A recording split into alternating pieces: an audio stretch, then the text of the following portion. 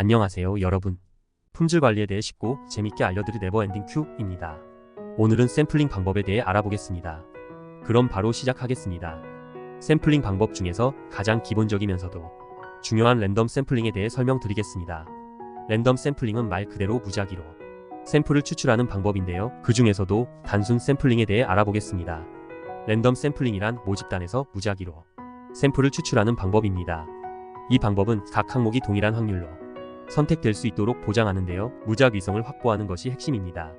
랜덤 샘플링은 편향을 줄이고 모집단을 대표할 수 있는 샘플을 확보하는 데 중요한 역할을 합니다. 랜덤 샘플링은 많은 샘플링 방법의 기초가 되는 방식으로 특히 불필요한 주관적 판단이나 의도적 개입을 배제하기 위해 사용됩니다. 단순 샘플링은 가장 기본적인 랜덤 샘플링 방식입니다. 단순 샘플링에서는 모집단의 모든 항목이 동일한 확률로 샘플로 선택될 수 있습니다.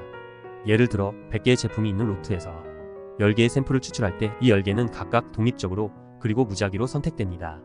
그렇다면 단순 샘플링에서 흔히 사용하는 난수표, 랜덤 넘버 테이블에 대해 알아보겠습니다. 단순 샘플링을 할 때 난수표를 사용하여 샘플을 선택할 수 있습니다. 난수표는 미리 생성된 숫자들의 목록으로 이 숫자들은 완전히 무작위로 배열되어 있습니다. 난수표를 이용하면 사람의 주관적 개입을 최소화하고 진정한 무작위성을 확보할 수 있습니다.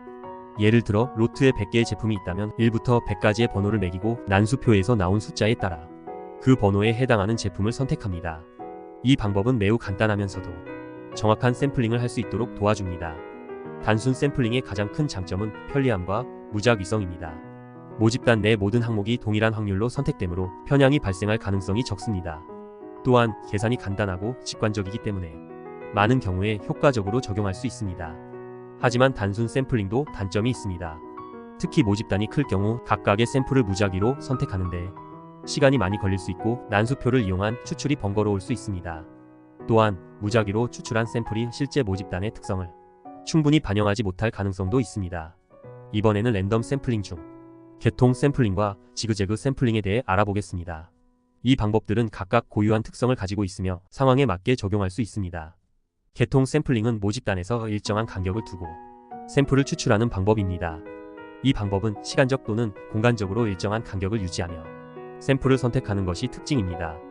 예를 들어 제품을 생산하는 라인에서 일정 시간 간격으로 샘플을 추출하거나 물리적으로 일정한 거리를 두고 있는 제품들 중에서 일정 간격으로 샘플을 뽑는 것이 가능합니다. 개통 샘플링의 절차는 우선 모집단의 크기를 파악합니다.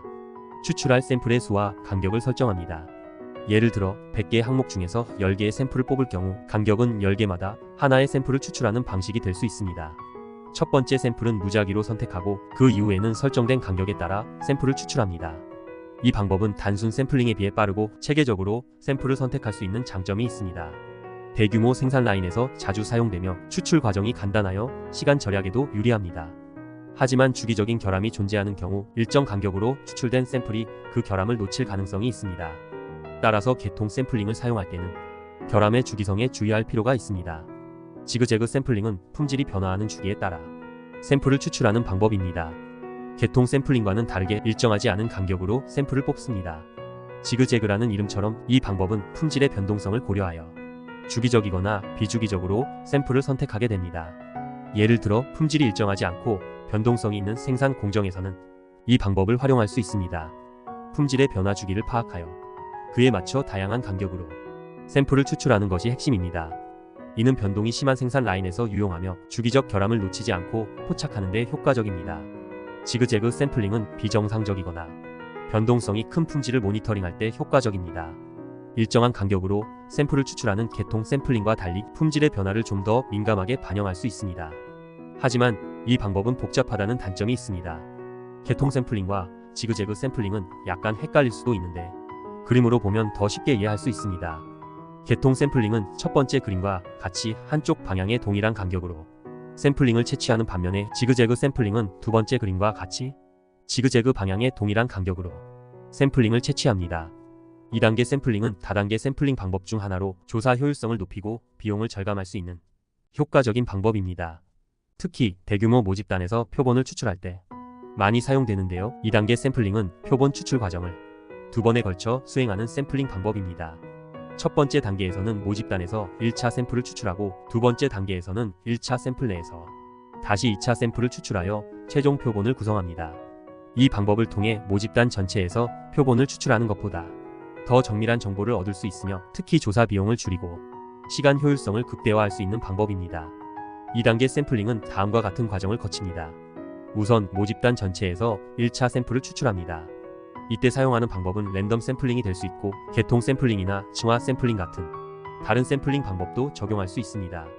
예를 들어 학교의 학생들을 대상으로 설문조사를 한다고 가정해 보겠습니다.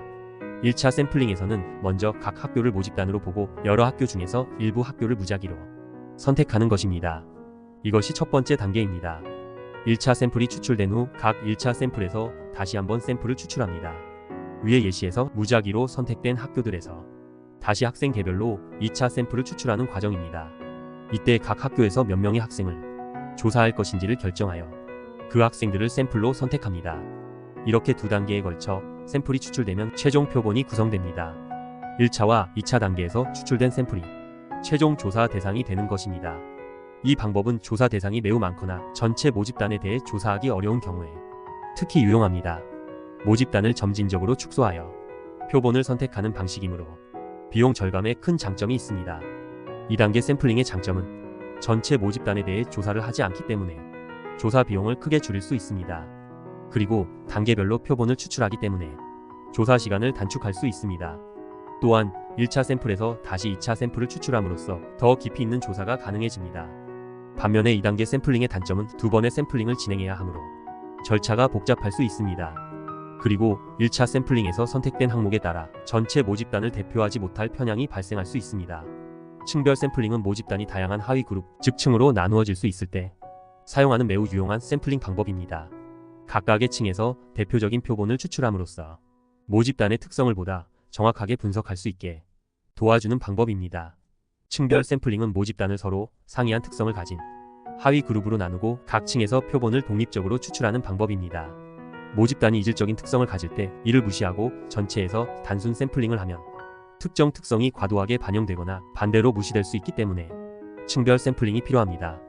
예를 들어 성별, 연령, 직업, 지역 등 특정 기준에 따라 모집단을 나누고 각 그룹에서 표본을 추출하여 대표성을 확보할 수 있는 방법입니다.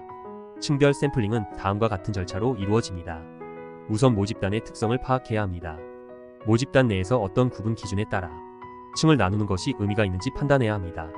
예를 들어 성별, 연령대, 소득 수준, 지역 등이 될 수 있습니다. 그 다음 모집단을 특정 기준에 따라 여러 층으로 나눕니다. 여기서 중요한 점은 각 층이 모집단을 대표할 수 있을 만큼 동질적인 특성을 가져야 한다는 점입니다. 예를 들어 고객 만족도를 조사한다고 할 때 고객을 연령대별로 나누어 층을 만들 수 있습니다.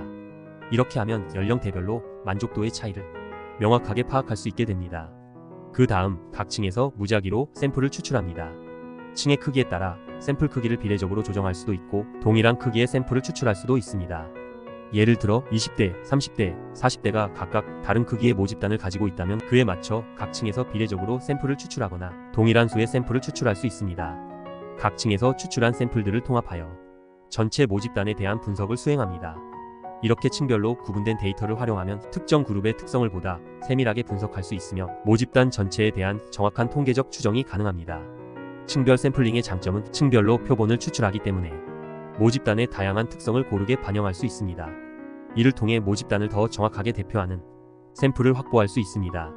그리고 특정 층이 중요한 연구 대상일 경우 그 층의 표본을 집중적으로 분석할 수 있어 효율적인 데이터 분석이 가능합니다.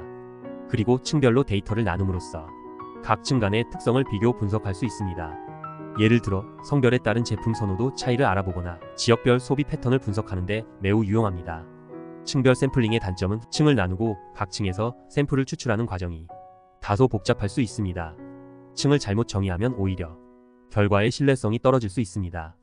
층별로 샘플을 추출하는 과정에서 추가적인 시간과 비용이 발생할 수 있습니다. 특히 모집단이 매우 크거나 층의 수가 많을 경우 이 방법을 적용하는데 어려움이 있을 수 있습니다. 층별 샘플링의 하나의 예로 소비자 설문조사를 들 수 있습니다. 소비자들이 특정 제품에 대해 어떤 의견을 가지고 있는지 조사하려고 할 때 성별, 연령대 또는 지역에 따라 소비자들의 생각이 다를 수 있습니다. 이때 층별 샘플링을 사용하여 각 그룹에서 표본을 추출하고 분석하면 보다 세밀한 결과를 얻을 수 있습니다. 또 다른 예는 선거 여론조사입니다. 선거에서 각 지역구, 성별, 연령대별로 투표 성향이 다를 수 있으므로 이러한 기준으로 층을 나누고 표본을 추출하여 정확한 투표 경향을 예측할 수 있습니다. 오늘은 샘플링 방법에 대해 알아봤습니다. 이상으로 오늘의 강의를 마치겠습니다. 오늘 강의가 여러분에게 도움이 되었길 바라며 다음 강의에서 또 유익한 내용으로 찾아뵙겠습니다. 끝까지 시청해주셔서 감사합니다. 네버엔딩 Q 채널은 앞으로도 여러분과 함께 품질에 대한 다양한 주제를 다루며 실무에 도움이 되는 유익한 정보를 제공하도록 하겠습니다. 영상이 유익하셨다면 구독과 좋아요 그리고 알림 설정을 통해 더 많은 콘텐츠를 받아보실 수 있으니 꼭 눌러주시고요. 궁금한 점이나 다루었으면 하는 주제가 있다면 댓글로 남겨주세요. 다음 강의에서 다시 뵙겠습니다. 감사합니다.